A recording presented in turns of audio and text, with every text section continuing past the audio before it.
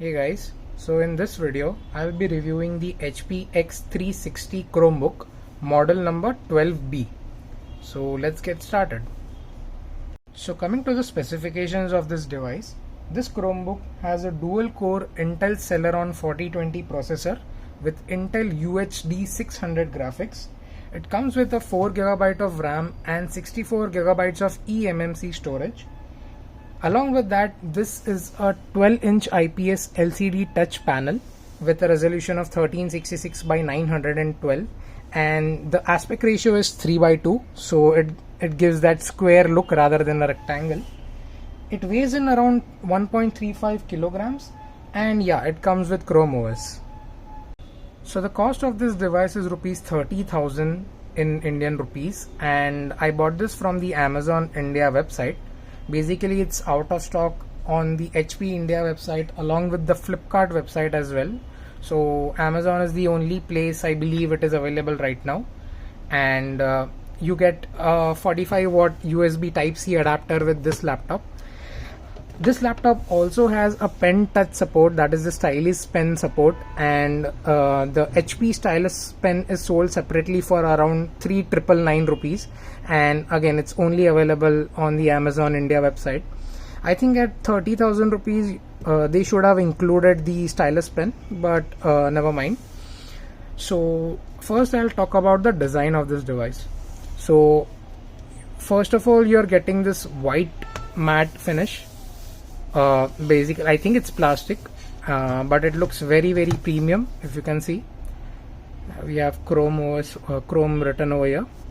Then coming on to the sides and the back, so this is basically, I believe this is plastic, but it gives like a metallic, it has a metallic finish. It resembles a MacBook basically. So opening it up, we have this very strong metallic finish. I do not see much of a flex over here, and yeah, it looks very premium, and for 30,000 rupees I think this is the most premium Chromebook or a laptop available at this price point. And yeah, we have some stickers over here and Bang & Olufsen speakers over here.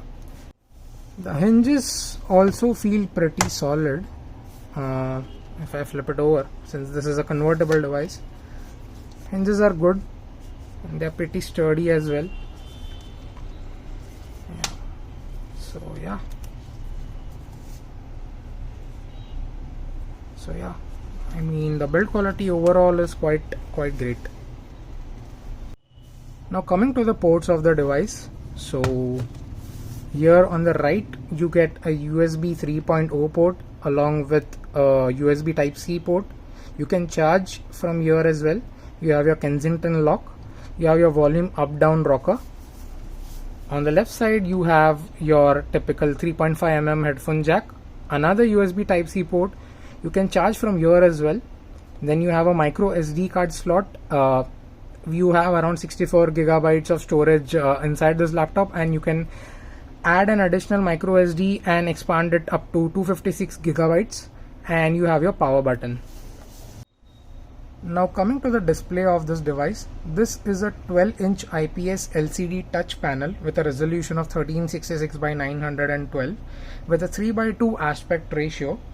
The brightness is around 215 nits, so it's not that bright, but it's good enough for a 30,000 rupee Chromebook, and it has this glossy display as well, and the viewing angles I think are okay, not that bad, I mean. And yeah, because of this 3:2 aspect ratio, some videos on YouTube will get cropped. So I'll just show you one of the videos over here. So if you see, you can see black bars on the top and the bottom. Now this is probably only a problem on YouTube, but I don't think this is a problem in Netflix, because I am using Netflix on this device and you can actually pinch to zoom on the Netflix videos. So it is good for media consumption, except for YouTube, you know, if you don't mind the top and the bottom black bars. Now coming to the touch responsive of this device. So the touch is good, it's responsive. Let me just move it into tablet mode or tent mode rather. So yeah, the touch is pretty responsive and it's smooth as well, so no problems over there. And yeah, as I mentioned that this has pen support as well, so a pen along with the laptop would have been nice. But yeah, otherwise if you're okay without the stylus, I think you will be good, and it's more convenient as well. Now coming to the keyboard of the device, so you have your chiclet style white colored keys with backlighting, and the key travel is quite good on this. I really like typing on this keyboard, and it also has a backlight as well. Because of the light we can't see the backlight, so I'll turn it off, and let me just turn on the backlight. So yeah, it has 5 levels of backlighting over here, and it gets pretty bright in the dark, and I am surprised that HP provided backlighting at this price range. I think this is the only laptop at 30,000 which has backlighting, and the keys are great. I mean, they have this nice amount of travel, so it's good. I mean, you'll enjoy typing on this. Now coming to the trackpad of this Chromebook, so we have a plastic trackpad over here with chrome surrounds, and the surface of the trackpad is metallic, so it gives that premium feel. The trackpad is overall very nice to use. However, I did find myself using the touch panel more than the trackpad because it is more convenient for me. You can adjust the sensitivity of the trackpad in the settings, and it also has gesture support, if you can see over here. However, one issue that I found with this particular trackpad is that it is a bit loose on the bottom, so it rattles a bit, if you can see over here. Now this is a problem on Chromebooks and even on the higher expensive models like the Envy X360 and the Spectre X360, where we have this rattling issue over here. But I mean, I don't notice it when I use it most of the time. However, I hope that HP fixes this issue in the future. Now coming to the speakers, this device comes with Bang & Olufsen speakers, and they are over here, and they are front and upward firing. I'll play some music and you can see for yourself how they sound.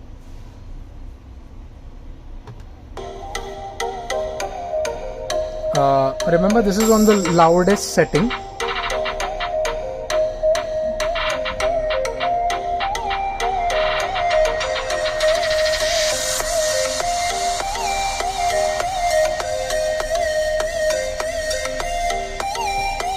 So they are pretty loud for a small device. I personally really like the speakers of this device.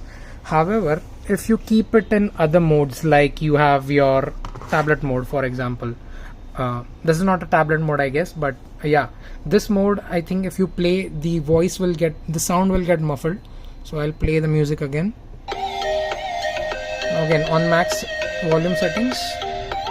So yeah, it gets muffled over here. And if I place it on, say, like this on the tent mode, so the speakers will be firing backwards. So I think it's you'll get the best experience if you keep it in normal mode only.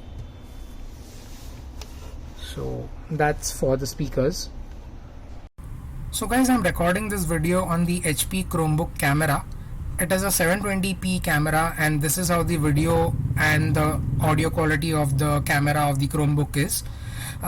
Personally, I think that this camera is average but good enough to get you through your Zoom calls or your meetings, etc. Now coming to the operating system, so this device runs on Chrome OS version 91.0, which is the stable build over here, and you can go to additional details and you can see that this device will get updates until June of 2026. You can also change your channels, so that's stable, beta and developer. So I think whatever channel you select, based on that you will get your updates. If you're using this as a primary device, I think it's best to keep it on stable. Now talking about the app support, this is a Google based OS, so you will get all your apps from Play Store only.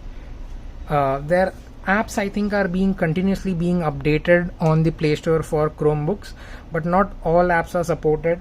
Like for example, there's no Amazon shopping app available on this device.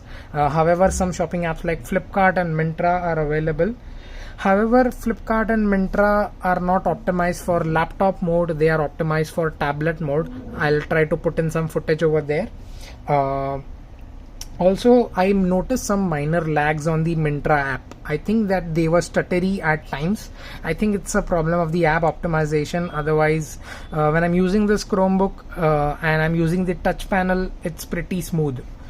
Now coming to the performance of the device, I didn't notice major lags or hiccups while using this device, and the only lag that I faced was using the Myntra app, but as I mentioned that it might be an app optimization issue, but other than that it is very fast for an Intel Celeron processor, and it's very lightweight. The OS is lightweight, so that is a major plus point even with a 4GB RAM. And I tried to run games like Subway Surf, which runs pretty smooth on this, no hiccups there as well. I also tried to install PUBG, but there was some issue due to the region, I guess. That's why I was not able to play it, but I probably don't think that many of them would use games like PUBG to play games like PUBG on this device. I think the major use would be to use your Google Suite or your Microsoft Office. But rest assured, I think the rest of the apps are running pretty smooth. Now about the battery life of the device. So Dell claims around 9 hours of battery life, and I think I got around 7 hours with mixed usage. So I was using Amazon Prime, Netflix, some YouTube videos, some document editing along with browsing, and I got around 7 hours of battery life. So that is pretty good for a very small device. And again, it's a Type-C device, 45-watt charger, so it charges up pretty fast as well. Now there are a few things that annoyed me on this device. So the first one is that the mute button. So the mute button, you can only mute, you can't unmute using this button. So to unmute, you have to press your volume up key or volume down, whichever. So again, that I think is a Chrome OS thing. The other thing is that the screen brightness and the keyboard backlight brightness returns to its default value once you boot up your system again. So if I'll turn this off and I'll power it on, it will be to medium or the default brightness for the screen and the backlight. Another thing that annoyed me about this device is the issue with printing. So I have a Canon inkjet Wi-Fi printer, and I wanted to make 2 printouts for a particular document. However, I could print only 1 copy of that document because there is this bug in Chrome OS where you can't print more than one copy of a particular document. And I found several articles about this which date back to around 2019 or so. So this issue is yet to be fixed by Google. The solution to this is to download the Wi-Fi printer driver app, which you can download from the Chrome store itself, and you can add the printer. It will automatically detect the printer if it's on Wi-Fi. My final verdict on this Chromebook would be that at rupees 30,000, I do think that this is a little expensive, because you do get Chromebooks that are cheaper than this particular one. However, you are getting a premium built device with a good display, the 360 form factor, a good battery life, and also keyboard backlighting, which I don't think that any other laptop at rupees 30,000 gives you. And if you overlook the issues which I mentioned earlier, like the rattly trackpad or the print issue, I would recommend this device to you all. So that concludes my review of the HP X360 12B Chromebook. Do let me know in the comment section how did you like this video. Thanks for watching, guys.